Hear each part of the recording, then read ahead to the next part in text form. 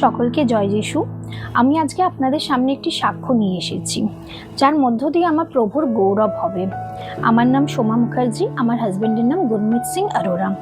ঈশ্বরের অনুগ্রহে আমার হাজব্যান্ডের একটি বাইক আছে এবং সেই বাইকটি সে প্রতি সপ্তাহে নিজেই পরিষ্কার করে।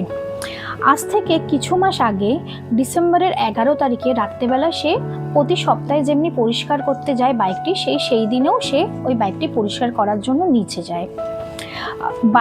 বাইক পরিষ্কার করে এবং তার সাথে যে পেছন দিকে যে চেনটা থাকে সেই চেনটাতে কোনো একটা স্প্রে দেয় এবং তারপরে সেটাকে কোনো কাপড় দিয়ে পরিষ্কার করে।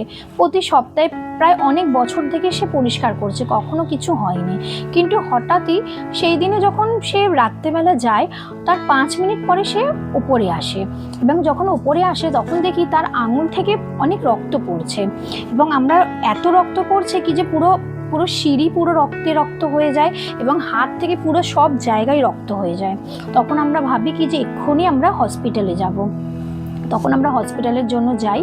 যখন হসপিটালের জন্য যাচ্ছি তখন নিচে যেখানে বাইকটি ছিল সেই বাইকের ওখান থেকে আমার হাজব্যান্ড আমাকে কিছু একটা জিনিস তুলে আমার হাতে দেয়। যখন জিনিসটা তুলে হাতে দিল তখন আমি বুঝতে পারলাম কি তার আঙুল থেকে যে রক্ত পড়ছিল সেটা নর্মাল কাটা ছিল না, তার নখের যে 50% অংশটা পুরো কেটে পড়ে যায়। বুড়ো আঙুলটার নখ থেকে, নখটা আর বড়, কিন্তু বড় মানে এতটা বড় ছিল কিন্তু তার থেকে পুরোই 50% কেটে পড়ে গেছে এবং এই জিনিসটা বুঝতে আমার অনেকটা সময় লাগলো কি যে মানে কি হয়ে গেল এটা। তখন ওই আঙুলের ওই অংশটাকে নিয়ে আমরা হসপিটালে গেলাম। যখন হসপিটালে যাই তখন তারা ওই জায়গাটাকে পরিষ্কার করলো এবং সেই ডক্টররা বলল কি যে আমরা এই জিনিসটাকে ঠিক করতে পারছি না, কেন কি এটা নখ থেকে কেটে গেছে না, তো এবার নখের সাথে চামড়া কি করে আমরা জুড়বো, আর আমাদের জন্য এটা মানে আমরা এখন পারছি না এটা করতে, আপনারা অন্য কোনো হসপিটালে যান। তখন আমরা ওখান থেকে গাড়ি বুক করে আমাদের সামনের হসপিটালে গেলাম। বড় হসপিটাল, ওখানে সবসময় এমার্জেন্সিতে অনেক ডক্টর থাকেন। আরজি করে আমরা নিয়ে গেলাম এবং সেখানে যখন যাই তখন সেখানে অনেক জুনিয়র ডক্টর ছিলেন এবং তারা আসেন। তারা এসে ওর প্রায় 10 মিনিট 20 মিনিট কেটে যায় কিন্তু তারা সেই জায়গাটা সেলাই করতে পারছিলেন না। তখন প্রভুর কাছে আমরা প্রার্থনা করছিলাম কি প্রভু কিছু করো। তখন প্রভু নিজের আশ্চর্য কাজ সেই সময় দেখালো আমাদেরকে। তখন হঠাৎই দেখলাম একজন বড় ডক্টর, সিনিয়র ডক্টর সেই মুহূর্তে ওখানে এসে গেল এবং সেই ডক্টর সেই সময় ওর হাতটাকে সেলাই করলো এবং ডক্টর বললেন কি যে যাও এখন তোমরা গিয়ে কিছুদিন এখন এটার মলম লাগাও, ওষুধ খাও এবং এটার প্রায় অনেক দিনই তোমাদেরকে ড্রেসিং করতে হবে এবং ড্রেসিং করার পরে দেখো যদি জিনিসটা ঠিক হয় তো ভালো, নাহলে তোমাদেরকে এটাকে প্লাস্টিক সার্জারির সাথে দেখা করতে হবে এবং সে প্লাস্টিক সার্জারি করেই জিনিসটা ঠিক হবে, নাহলে আগের মতো এটা মানে আসবে না, কেন কি মাঝখান থেকে কেটে গেছে, কী করে ওই ইউ শেপটা কী করে আসবে, তার জন্য তোমাদেরকে কোনো প্লাস্টিক সার্জনকেই দেখাতে হবে।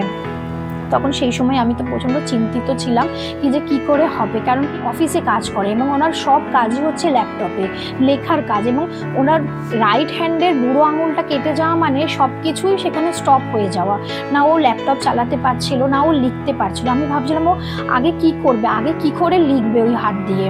তো তখন আমরা প্রত্যেক দিন প্রার্থনা করলাম প্রভুর কাছে কি প্রভু তুমি কোনো কিছু আমাদেরকে রাস্তা দেখাও কি করে সেটা হবে।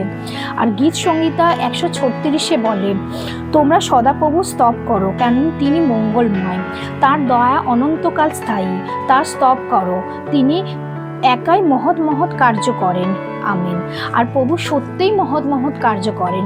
যখন 1 মাস আস্তে আস্তে কাটে, আমরা প্রত্যেক দিন যখন ড্রেসিং করছি তখন আমরা ভাবছি হ্যাঁ আস্তে আস্তে নিশ্চয়ই জিনিসটা ঠিক হবে।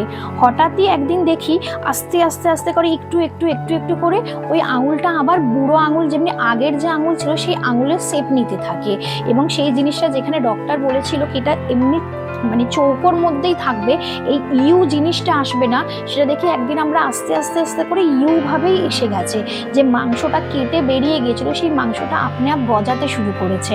এবং আজকে যদি আপনাদেরকে আমি ওর দুটো আঙুলকে যদি একসাথে রাখি তাহলে আপনারা একদমই বুঝতে পারবেন না কি কোন আঙুলটা কেটে গেছিল।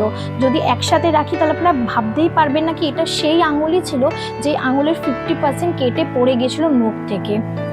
প্রভু সত্যিই মহৎ কার্য করেন।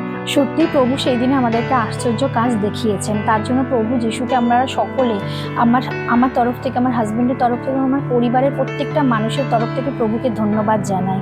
এবং ধন্যবাদ জানাই কি আমাদের চার্চের প্রত্যেকটা মানুষ তার জন্য প্রার্থনা করেছিলেন এবং সেই প্রার্থনা প্রভু আমাদের সকলের প্রার্থনা সেই দিনে তিনি শুনেছেন। আর আজকে এই আঙুল দিয়ে, এই হাত দিয়েই সে এখন লিখছে এবং সব কিছু কার্য করছে। তার জন্য প্রভুকে অসংখ্য ধন্যবাদ। আর আজকে যারা আপনারাও এই টেস্টিমনিটি শুনছেন তাদের উদ্দেশ্যে আমি বলছি, আপনারাও প্রভুর ওপরে আস্থা রাখুন, কারণ তিনি মহৎ কার্য করেন। আর যখন আপনারাও কোনো পরিস্থিতিতে পড়বেন তখন আপনারা হয়তো ভাববেন যে কীভাবে এটা সম্ভব হতে পারে, কীভাবে আমরা এই পরিস্থিতি থেকে বেরোবো এবং কীভাবে কোনো আশ্চর্য কাজ আমরা দেখতে পারবো। তখন দেখবেন হঠাৎ করে প্রভু আপনাদের জীবনে কি আশ্চর্য কাজ করেছেন, কারণ তিনি সবসময় আপনাদের জন্য চিন্তা করেন, সবসময় তিনি আপনাদের জন্য চিন্তা করেন। কারণ তিনি সবসময় আমরা যেই পরিস্থিতি থাকি না কেন সেই সময় যদি আমরা তার কাছে প্রার্থনা করি, সেই প্রার্থনাকে তিনি শোনেন, কারণ তার দয়া অনন্তকাল স্থায়ী। আমেন।